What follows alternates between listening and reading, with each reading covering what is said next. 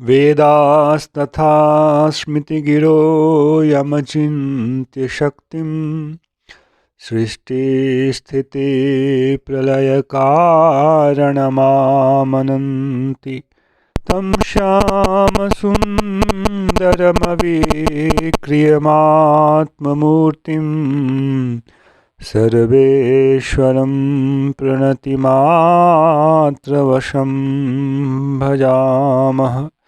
अज्ञाननिरतिरुपैति यया विशोषं भक्तिः परापि भजते परिपोषमुच्चैः तत्त्वं परं स्फुरति दुर्गममप्यजस्रं साद्गुण्यभृत्स्वरचितां प्रणमामि गीताम्। नारायणं नमस्कृत्य नरं चैव नरोत्तमं देवीं सरस्वतीं व्यासं ततो जयमुदीरयेत्।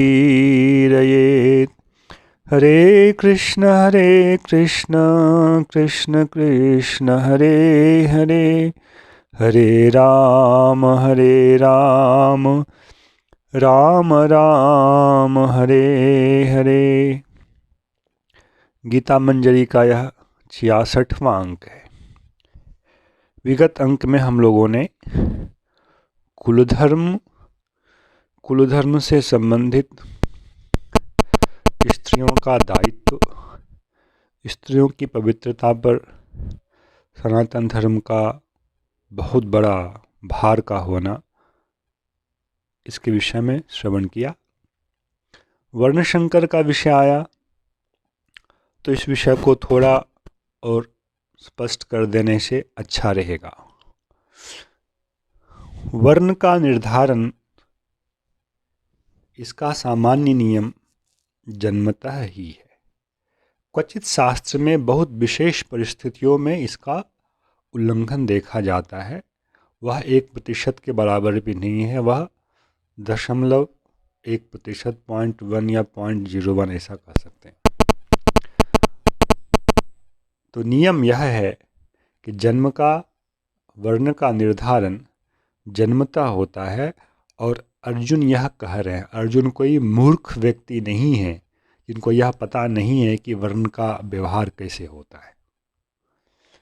दास ने बहुत पहले यह कहा, अर्जुन की समस्या केवल धर्म संकट की बनी है, न कि अर्जुन को इसका विवेक नहीं है कि वर्ण का निर्धारण कैसे होता है। तो अर्जुन ने यह कहा, स्त्रियों के पवित्र अधर्म, कुल के पुरुषों का नाश होने से अधर्म बढ़ेगा। स्त्रियों में अधर्म का आक्रमण होने पर जो वर्ण संकर उत्पन्न होगा, उससे कुल का धर्म जो है वह नष्ट हो जाएगा। तो वर्ण के इस विषय को थोड़ा समझें। वर्ण का 2 भाग है, स्त्री भाग और पुरुष भाग। वर्ण का निरूपण दोनों के द्वारा होता है। जैसे पहले इस विषय को समझें। किसी भी मनुष्य के देह की उत्पत्ति पिता के अंश से और माता के अंश से होती है। इसलिए पिता को बीज देने वाला कहा जाता है। पिता का अंश बीज कहलाता है। पिता कृषक है, पिता का अंश बीज है। और माता को भूमि स्थानी कहा गया है, क्षेत्र कहा गया है। पत्नी को क्षेत्र कहा गया है। हम लोग भूमि में, खेत में बीज को बोते हैं। तो यही दृष्टांत यहाँ भी लागू होता है। एक तो है बीज का अपना धर्म। बीज में कुछ धर्म होते हैं। आप मक्का बोएंगे तो मक्का होगा, गेहूं बोएंगे तो गेहूं बोएंगे। तो यदि पिता का कोई वर्ण है तो वह बीज के रूप में पिता के अंश में रहता है।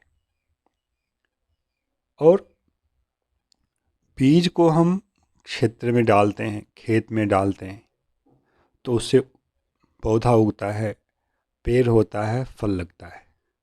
बीज में तो अपना एक भाव है और उसकी गुणवत्ता भी होती है। बीज से मक्का उत्पन्न होगा, यह एक प्रकार की शक्ति है, किंतु उस मक्के की क्वालिटी क्या होगी, किस श्रेणी का मक्का है, और पुनः उसमें भी वह कमज़ोर है और बलवान है। ये 2-3 विषय बीज के साथ जुड़े होते हैं। और इसके बाद किस भूमि में बीज को डाला गया है, भूमि की स्थिति क्या है। बीज अच्छा हो,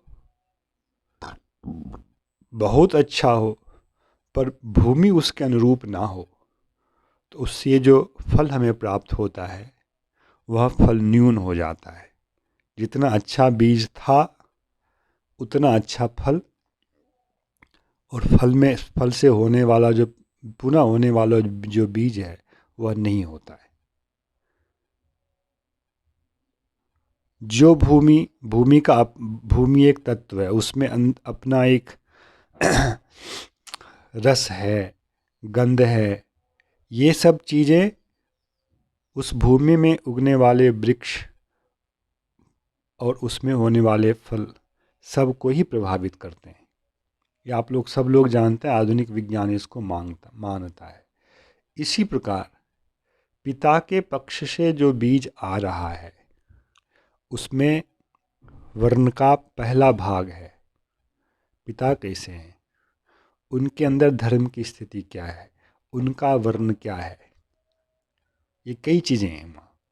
और इसी प्रकार जो द्वितीय पक्ष है, भूमि पक्ष है, माता कैसी हैं, माता का धर्म क्या है, माता का वर्ण क्या है, उस वर्ण में रहते हैं माता का धार्मिक आचरण कितना है।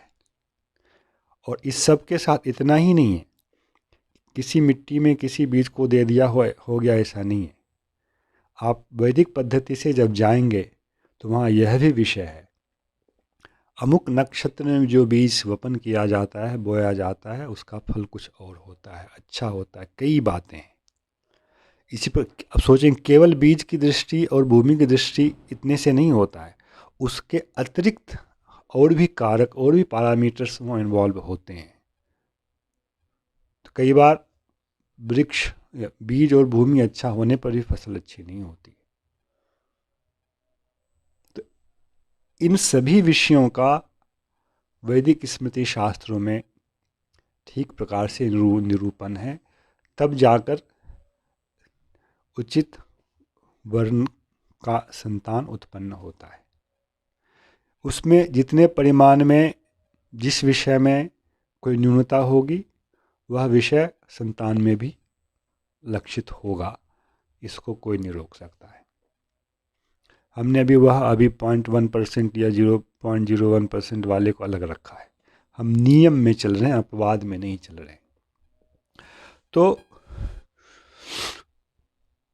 इतना होने के बाद पुनः नक्षत्र इत्यादि को देखकर बीज का वपन किया गया, सुंदर बीज का वपन किया गया और उत्तम भूमि में वपन किया गया, बोया गया। इसके बाद भी वहाँ का जो परिवेश है, कैसी वायु है, कैसा जल है, कैसा ताप होता है वहाँ, इसको हम परिवेश कहते हैं। आप लोग जलवायु समझते हैं ना, इसको इन्वायरमेंट बोलते हैं। तो वहाँ समझिए जल एक तत्व है, वायु एक तत्व है, वहाँ अग्नि तत्व को भी रखना पड़ेगा। ताप, उष्णता कैसी है। ठीक नक्षत्र में उत्तम बीज उत्तम भूमि में वपन किया गया, पर जो बाहर से आने वाले तत्व हैं, जल है, वायु है, अग्नि है, यह उचित नहीं होगा, तो भी वह फल पर अपना प्रभाव डालता है। इन सब चीज़ों को मिलाकर जाकर के फिर जो फल प्राप्त होता है वह आगे के भविष्य को निर्धारित करता है। यही चीज़ यहाँ भी ठीक इसी प्रकार से है। पितृपक्ष का सब दृष्टि से उन्नत होना, मातृपक्ष का सब दृष्टि से उन्नत होना, और फिर जहाँ वह वृक्ष पौधा उत्पन्न हुआ, शिशु उत्पन्न हुआ, फिर उसको प्राप्त होने वाले जल, वायु और अग्नि स्थानीय जो परिवेश है, वातावरण है, इसका उन्नत होना, तब जाकर के कुल धर्म की पूर्णता होती है। माता पिता और परिवेश, कुल में तो केवल माता पिता नहीं हो जाते हैं ना, कुल का मतलब होता है समूह, तब जाकर कुल धर्म पूर्ण होता है। और इस प्रकार से इन सभी पक्षों को ठीक रखते हुए जो परंपरा आगे चलती है उसमें धर्म सुरक्षित रहता है। जय श्री कृष्ण। हरे कृष्ण कृष्ण कृष्ण हरे हरे, हरे राम राम राम हरे हरे।